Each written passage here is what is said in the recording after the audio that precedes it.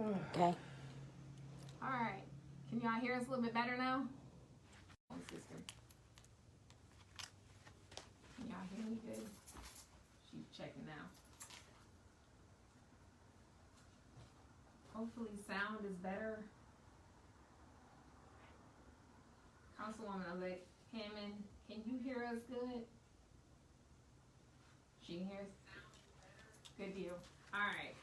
We're just going to allow just for a few moments for people to come on, to come on. Again, I have no visual, so I don't know. I have to rely on my trusty public information, media and marketing team to let me know when we got a good number. Again, please excuse me, I'm losing my voice. 14. 14, very good. Again, everyone, welcome to the final Sup Chat of 2020. I'm hoping that our sound is much better. And I'm going to go ahead and get started. As you all know, in 2020, we faced a lot of challenges. Pretty much one of the most challenging times during my administration, and as one of the most challenging times as your emergency management director. We've had, obviously, the year of COVID came about, as well as the loss to those who made the sacrifice, and to those families who are still living and still bereaving the loss of loved ones. We also faced the loss of revenue, not only in your own homes, but also in governmental agencies. We had a historical rate of unemployment, government shutdown, and pretty much it placed most of us in a position of fear and division and an area of uncertainty. So this year has been rough, not only as a person, but also as a leader. This year definitely challenged my ability to be an effective leader, having to make very significant decisions that may not have been helpful to everyone, but as a leader, I sometimes am placed in positions where I have to make tough decisions. And I'm hoping that the decisions that we made will hopefully yield us some relief later on down the line. The question whether we need to preserve life or protect the county employees, the decision whether we go into a financial hardship, were all things that had to be thought through thoroughly before making decisions, whether it to be to reopen county government fully, or whether it be to even so far as to laying off or furloughing employees. Even as of today, there is nothing written in the stimulus packet for state and local government, which means pretty much we suffered. Our county and the state is that at least we were able to receive our full funding for our local government funding. So that was good, and that, all that is attributed to the hard work of our delegation members that are up there fighting for our county as well as other areas. I'm very thankful for the CARES Act that we received, that was accepted by our governor, to help out with the reimbursement costs of COVID-19. Williamsburg County did receive approximately $1.3 million back from reimbursement.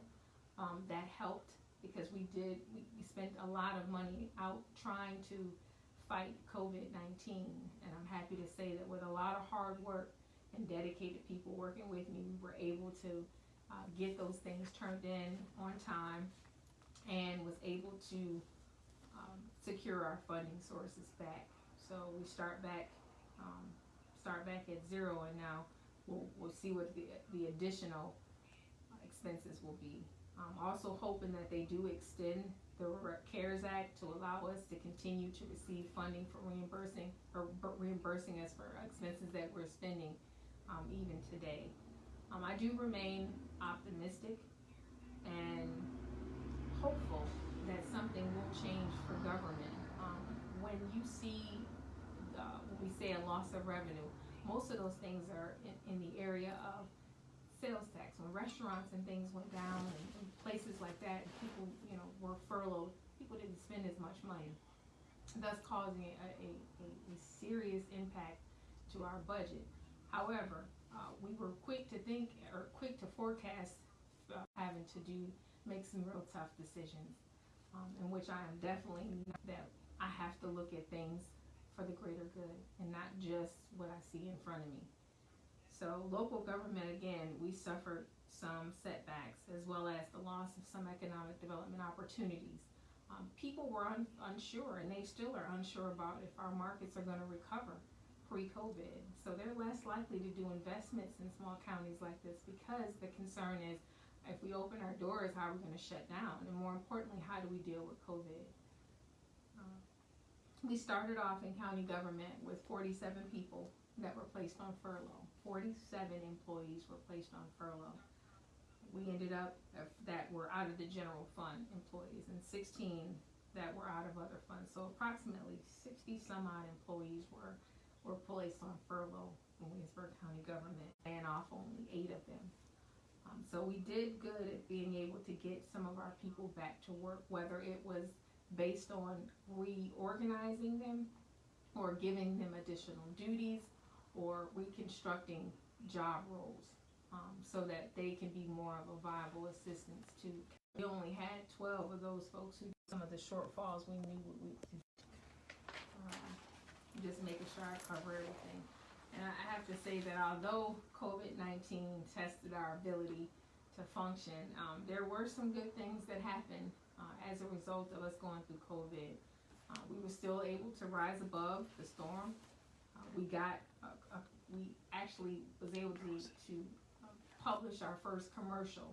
So that was a good thing. And if you hadn't had a chance to see it, it's something that I'm so proud of. And it's seen over hundreds of broadcast systems. So everyone all over the world have the ability to see Williamsburg County. So for that, hard work and dedication put forth by the media marketing team to help us pull all this together, and the company that we use to do this. So that's a great light for us. We also, as I said, received our full reimbursement back from South Carolina CARES Act. We started construction on our new alcohol and drug facility that is located in Hemingway, South Carolina. We also opened the Stuckey Fire Station. We were also, we are near completion of our fire and our new fire and EMS building, which was paid for by the penny sales tax. So again, that's something that the citizens voted for, and we are almost very, very, very close to near ending construction so that they can move into their new building. We also installed a new telephone and a new CAD system, which were also part of the penny sales tax money. So our money, the money that our citizens voted for, is being used for the things that we requested them to be used for. We are also in negotiations, hopefully for some good things to come in 2021. But again, I can't get into the details on that yet until we've sealed those deals. So I'm very excited about the track in which we are moving in spite of COVID-19. We are on track to possibly creating our first savings plan for the county. So that's something that under all of this stuff that we're having to go through, we're still managing to see some form of savings. We're on track to receive a savings so that perhaps we can utilize those fundings to not have to borrow so much money from TAN, which is the tax anticipation note. Our consolidation plan will go in effect July 2nd when we return. So I'm very excited about those departments and the personnel who have been working really hard with me to understand that they're taking on additional duties, and they are, hopefully they're excited about at least us being able to move the county in another direction, which is up.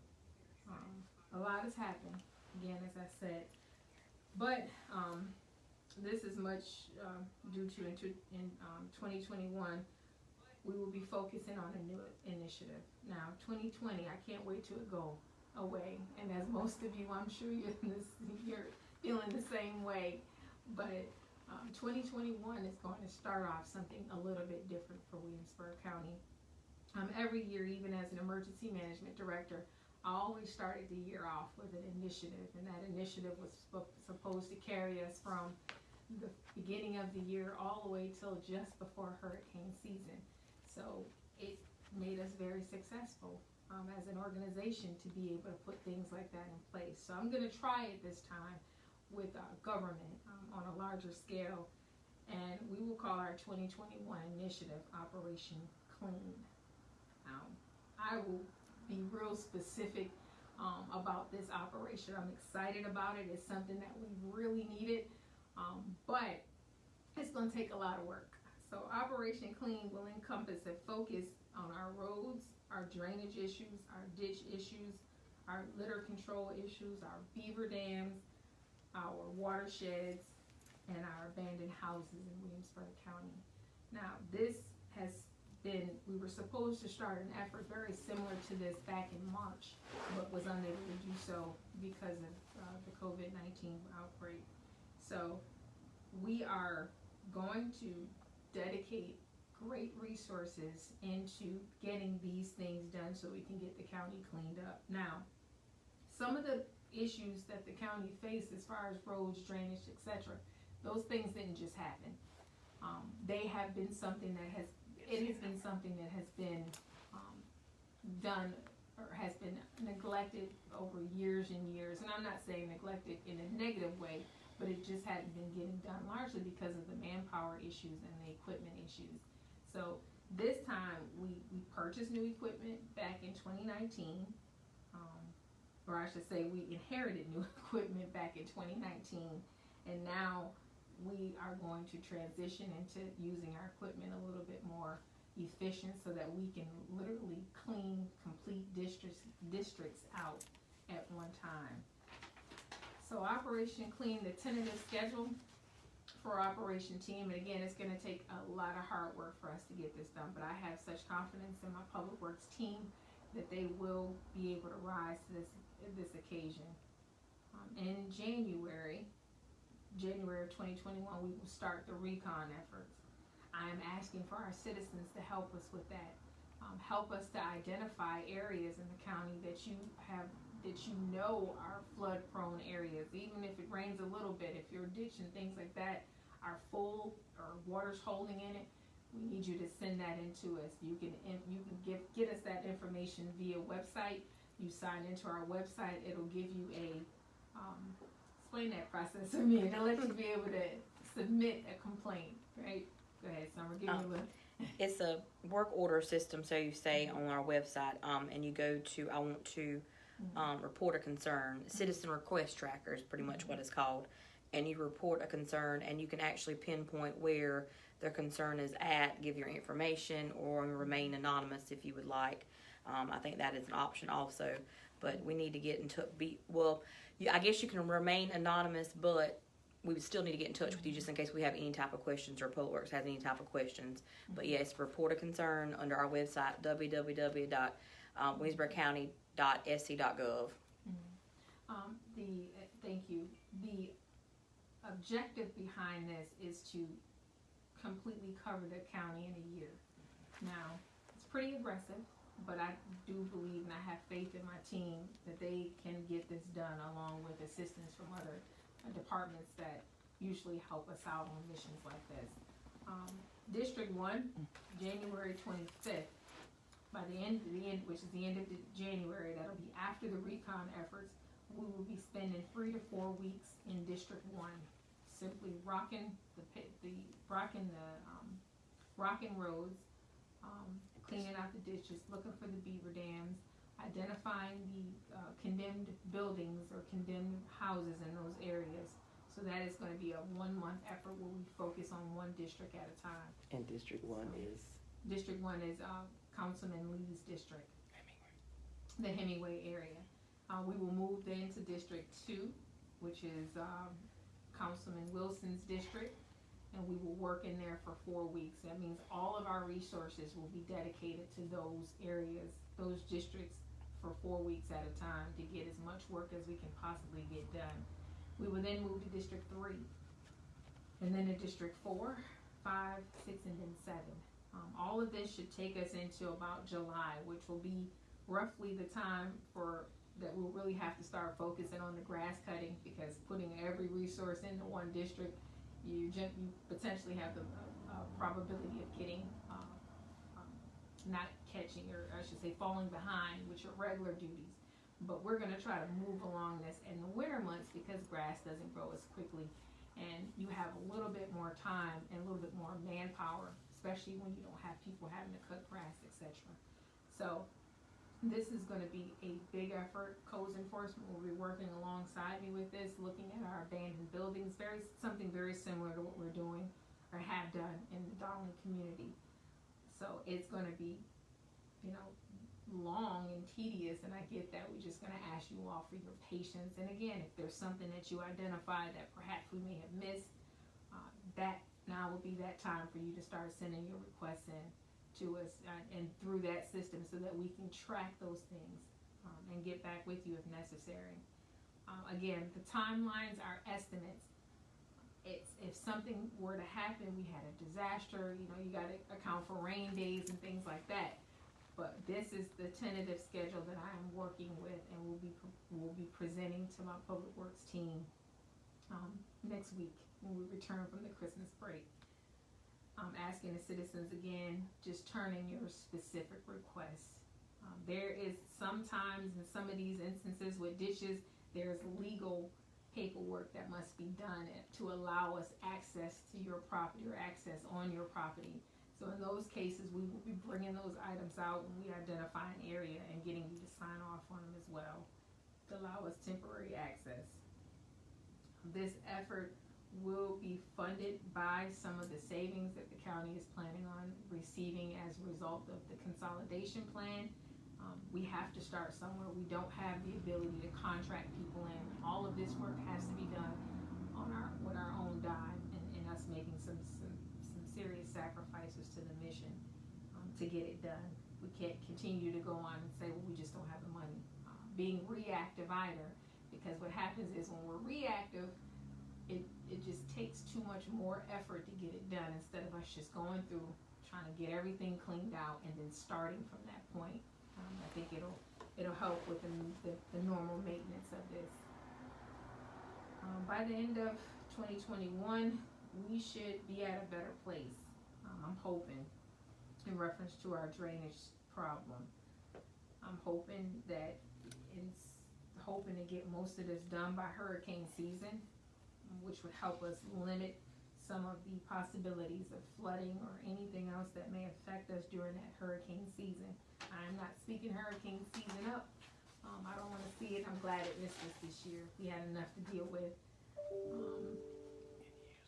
Capital project sales tax items that are that will be up on the table for us to deal with this year will be the Sheriff's Office Multi-Jurisdiction Training Facility, the Greeleyville Police and Town Hall, and there's a few others that council have approved for this series. Because of the penny sales tax was somewhat, we received some loss in revenue. It's taken us a little bit of time for them to approve projects. So yes, although the projects were approved in advance, actually starting them, we want to make sure we have the money to start them, and that the money did come in from the capital project sales tax. So that's why we're just taking a project at a time. It's going a little slower than what I expected, but it's also time that we also begin to look at the next request for the penny sales tax, if the citizens will allow us again to do that. Some of those things that have been brought before me is assistance with the Murdoch Senior Citizen Facility. That was one area that has brought our attention to future possible penny sales tax projects. Also community building revitalization. So it'll be time. We still have a few more years to prepare for it, but it's time for us to at least start looking at some of the public interest and some of the things that the public would want to buy into and get done for our community. A few announcements that I have to make is there is COVID testing going on tomorrow from 10 to 2 p.m. at the Pearl Wack Community Center. It's at 81 Society Street. That's in Greeleyville. There's also free testing Monday through Friday at the health department from 9 a.m. to 3:30 p.m. So let me just say a little bit about that. Get tested before you go to dinner or have gatherings at your family's houses. Get tested. We are seeing our numbers are going higher. And I don't want us to get caught in a position to where we cannot care for our citizens because we have overran our resources with hospital stays and things like that. We really need to really buckle down until we can get to a better place with dealing with COVID-19. It's just so much loss that we're experiencing that I just don't want that. If we can avoid it, let's avoid it. But if you must, go and get tested first and make sure that you are, and whoever you're going to be around are tested also before you start doing your family gatherings and stuff. Of course, we ask that you don't do that, but if you must, just make sure you're good and make sure everybody around you are good. This testing is free of charge. It takes us nothing but to go down there. The test is about 3 minutes long, and the test that I took over at Bethesda, they don't even go in your nostrils anymore. It's just a simple swab.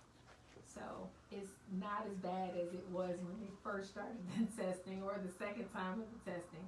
So, and then some of them actually do a throat swab.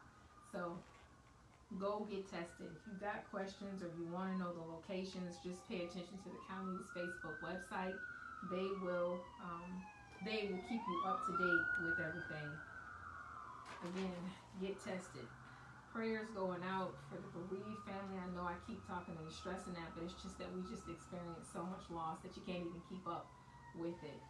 And people just need to understand that we just got to come together as a county and do our best to protect one another. It's a lot of work that goes on to keep people safe behind the scenes that maybe you don't even know about. And trucks going on in the background. Show must go on. So it's a lot of things that go on to keep you safe, and you may not see it, but it's a lot of activities going on. And believe it or not, we just ask for you to just follow the rules, do what you're supposed to do, keep yourselves and your family safe. Also, a special condolences goes out to the Scott family. We all know Mr. Rosie and his infamous Scott's Barbecue. We just really want to send our prayers and our love to that family, because Mr. Rosie was a pillar in our community. And one of the things I'm going to miss is when I drive by to go into Hemingway, I see him sitting on that bench. So just be mindful of what's going on around us. The other issue is,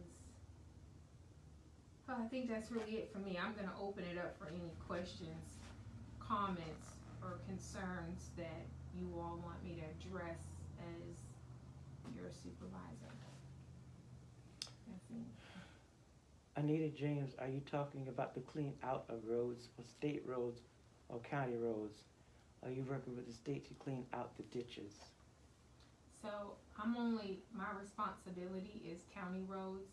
If I see or I know that there's going to be an issue with a state road or anything like that, I can reach out to Mr. Livingston, who will also provide some support if necessary. But usually we kind of work, when we're doing projects like this, we work together whenever we can. Mm-hmm. Did I see anything? Yeah, that was the only question I saw. Okay. What about you? Don't forget the recycling center Oh, hours. yeah. Just that fast. Well, I couldn't print, this is all kind of technical difficulties we had today. I couldn't print out the recycling list, but the holiday hours for the recycling center are different. Now, please, sir, ma'am, please listen to this, watch the website, because I do not want to get phone calls, you fussing me out because the recycling center is not open. Because of the holidays, and I want to give my employees that work at the recycling centers an opportunity to spend time with their families during the holiday. We have implemented a recycling center change to the hours just for the holiday season.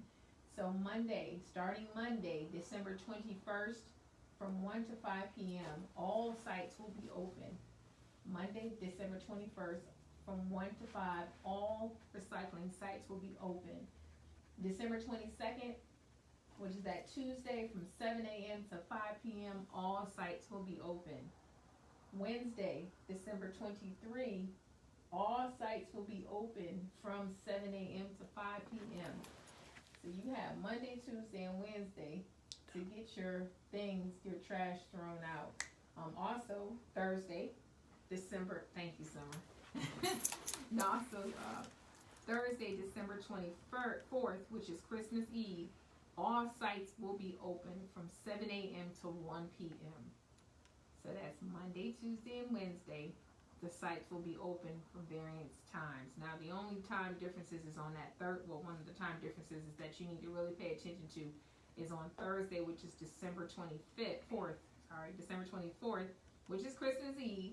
The sites will be open, but they will be open from 7 a.m. to 1 p.m.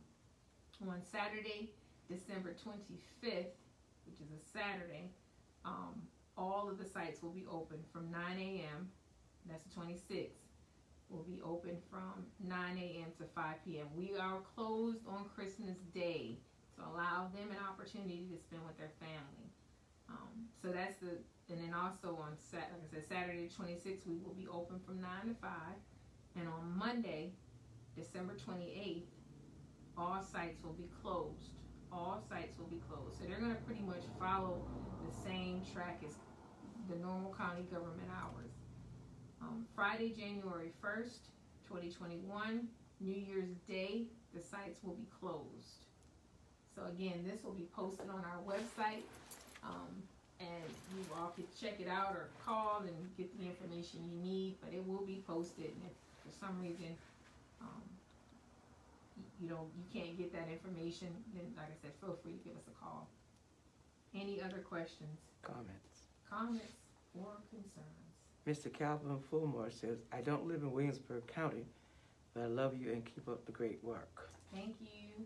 Solandia Hammond says, I am extremely grateful we have a supervisor who connects with the public, informs us, answers questions, and solicits input from the community. Thank you, Dr. Tiffany Wright, Williamsburg County Supervisor. Thank you, Councilwoman-elect. And Emily Barr says, yes, I agree. I don't know exactly what she's addressing, but she says, yes, I agree because you're an amazing leader and we greatly appreciate you. Thank you. Thank you. And those are the only comments that I see, and I just said we just had a question. So Great. Everybody else is just watching. Everyone, I want you to be safe and enjoy your holiday season. Remember the reason for the season. Protect yourselves, protect your families. It is so important. We have a lot of work we still have to do. Especially in 2021, this is going to be real big for our county. It's one of the first times we've ever tried to take an effort on like this, but I do believe we're going to be successful. You will see something different in 2021, and that's going to be with the help of you giving me input and letting me know where I need to be looking at, and for our county employees that are still holding fast and trying to do what they can do to help survive during this tough time that we're in right now. So again, everyone, you all have a great night and enjoy your holiday. I'll see you all in 2021. Thank you.